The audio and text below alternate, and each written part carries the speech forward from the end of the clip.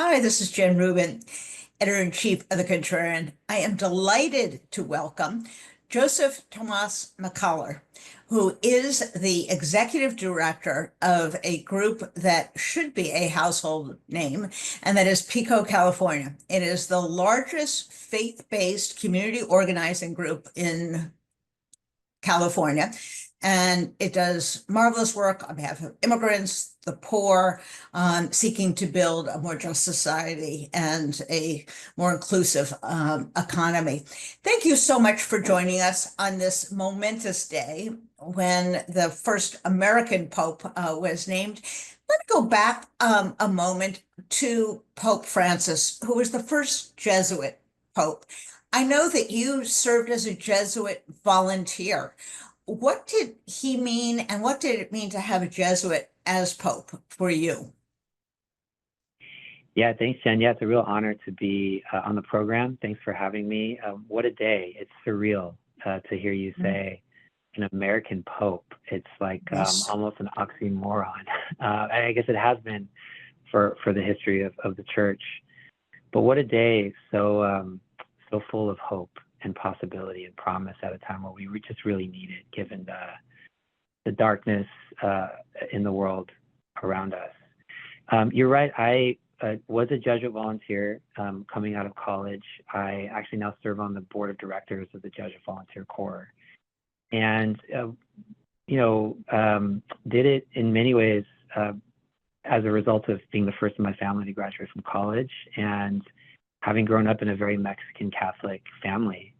My abuelita, my grandmother, was such a profound influence on my life. I still think about her every day. She was part of the generation that immigrated to this country from Culiacan, Sinaloa, and whose faith was alive, was a faith that did justice, that did mercy, that did service.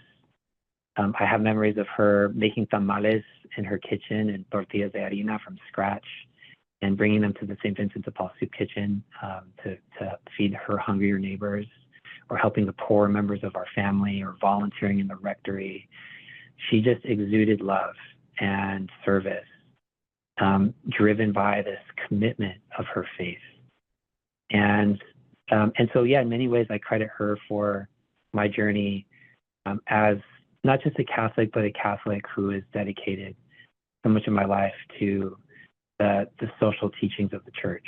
And fast forward to, getting to know Pope Francis and many of his collaborators. One of the things that Pope Francis said that I'll never forget, and I was actually in the room when he said it, he says, you are poets of social change. And he says, the future of humanity in great measure lies in your hands and your ability to organize and carry out creative alternatives to the problems of this day, and your ability to create a world where everyone has techo, trabajo, and tierra, which means land, lodging, and labor. And he just fundamentally believed that community organizing was one of the greatest expressions of the church's commitment to those on the margins, those on the peripheries. And so I just felt so blessed to meet the Pope and to have a fellowship with him, to have conversations with him. I'm happy to tell a story about that if you'd like. But fast forwarding to Pope Leo XIV, the very first thing that I thought when I saw the name that he had chosen was about Leo XIII, who Yes, wrote, yes. who wrote one of the most kind of consequential encyclicals in the history of the Catholic Church, called Rerum Novarum, which in many ways established the social doctrine of the church. It was written at a time where there was massive exploitation of workers, during the industrial, not just the revolution, but the increasing industrialization of our Western economies. And he felt that the church needed to have something to say about it. And not just something to say about it, but something to do about it. And that it was a special obligation of the commandments of the life of Jesus, of the Beatitudes, of the Sermon on the Mount, of the parable of the Good Samaritan, that the church should be engaged and in the middle of shaping systems towards mercy and compassion and the dignity of all life.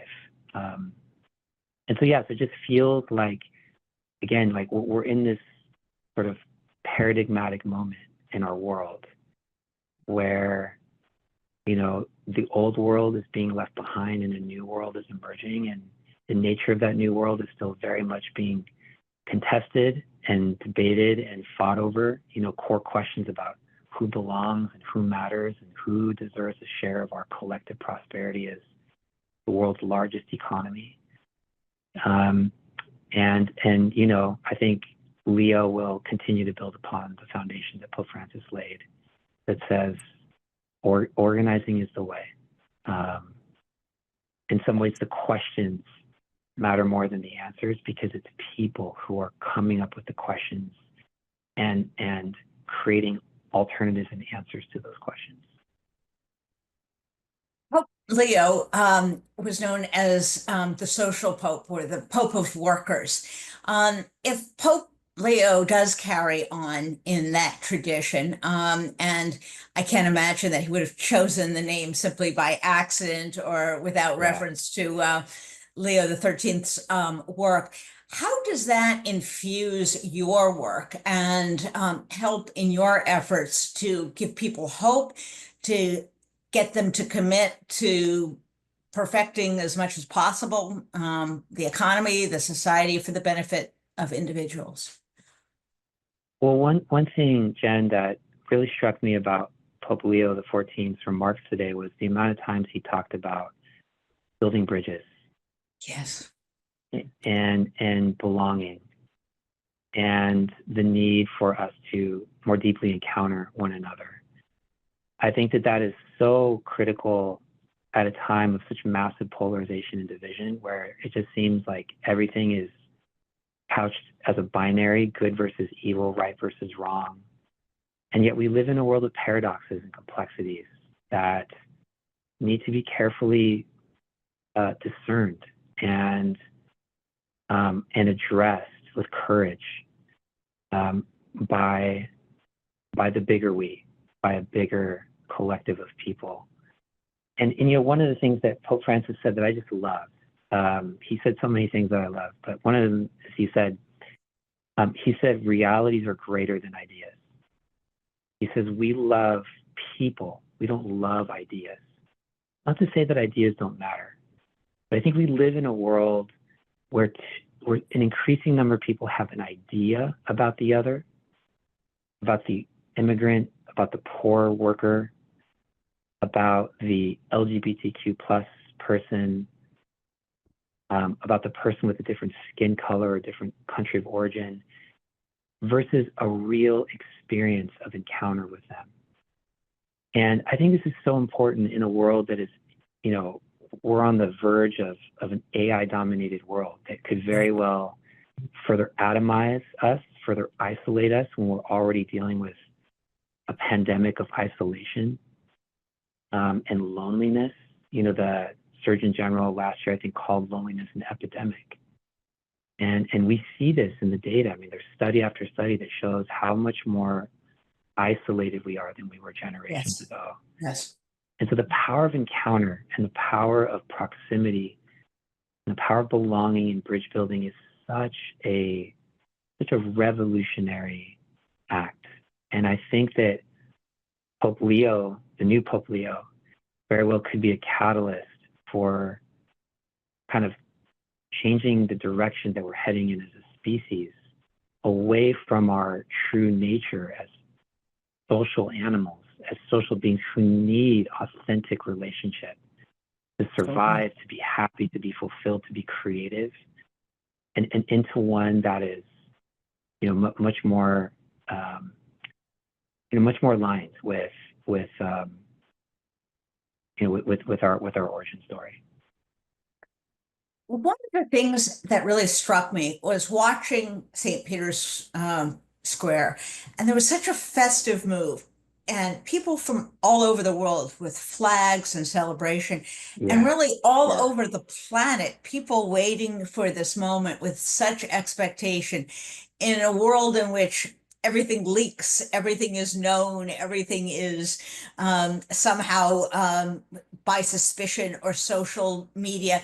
We all had that experience together of seeing him. Did you feel a sense of universality about the church, perhaps that many haven't felt in the past, that it does and offer the prospect of unity beyond borders, beyond our differences?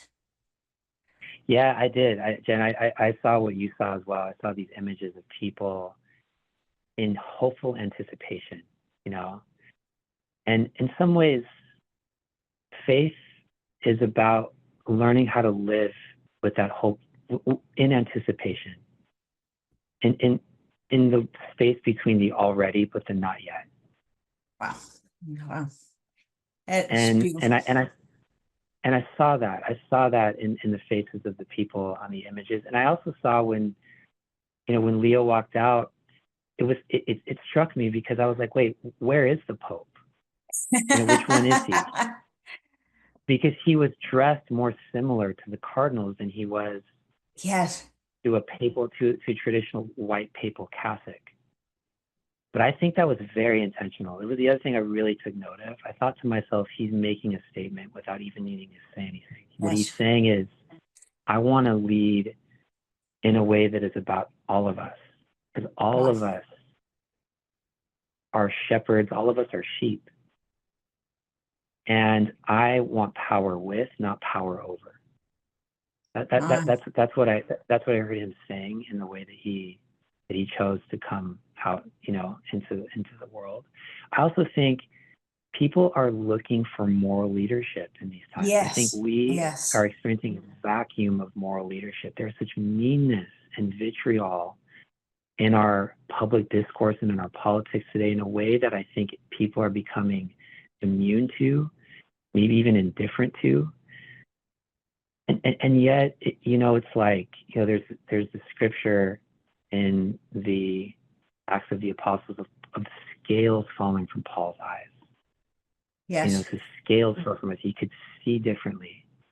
And at a time where it feels like we have a national cataract, where we are struggling to see one another and to see with more moral clarity, I think people they want someone who's going to help them anchor themselves in this stormy time. People need the ability to find themselves in the storms of their lives and the storms of the world around us. And I think that's also what I saw. It's like people looking for that kind of leadership that allows them to not just get blown in winds of hopelessness. Beautifully said, Joseph. And thank you for joining us on this hopeful, extraordinary, historic day, where for a moment, perhaps the world was poised with hope and expectation. And we hope that spirit, whether Catholic or not, sustains us for some period of time. Thank you so much. Thank you for the work you do. And we'll look forward to talking to you. The intersection of organizing, faith, labor unions is something that our audience is very interested in. So we'll come back to you again. Thanks so much. Have a great All right. day. I look forward to it. Thank you, Jen, and que viva Papa Leo.